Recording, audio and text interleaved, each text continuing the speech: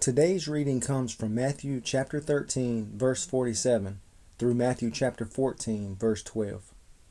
Again, the kingdom of heaven is like a fishing net that was thrown into the water and caught fish of every kind. When the net was full, they dragged it up onto the shore, sat down, and sorted the good fish into crates, but threw the bad ones away. That is the way it will be at the end of the world. The angels will come and separate the wicked people from the righteous, throwing the wicked into the fiery furnace, where there will be weeping and gnashing of teeth. Do you understand all these things? Yes, they said, we do. Then he added, every teacher of religious law who becomes a disciple in the kingdom of heaven is like a homeowner who brings from his storeroom new gems of truth as well as old.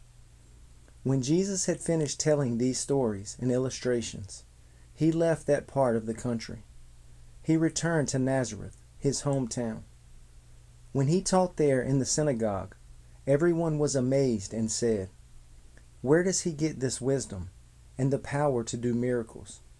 Then they scoffed, he's just the carpenter's son, and we know Mary, his mother, and his brothers, James, Joseph, Simon, and Judas. All his sisters live right here among us.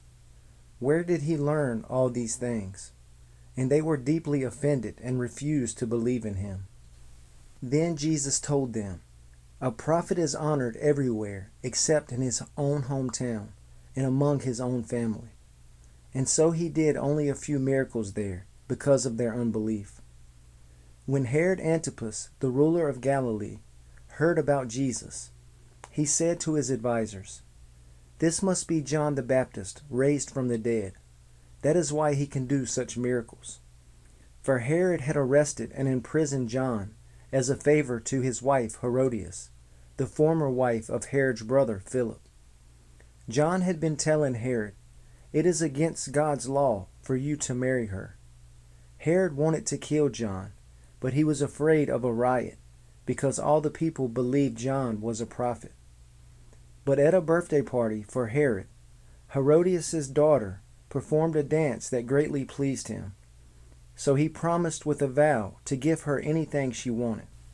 At her mother's urging, the girl said, I want the head of John the Baptist on a tray. Then the king regretted what he had said, but because of the vow he had made in front of his guest, he issued the necessary orders. So John was beheaded in the prison, and his head was brought on a tray and given to the girl, who took it to her mother.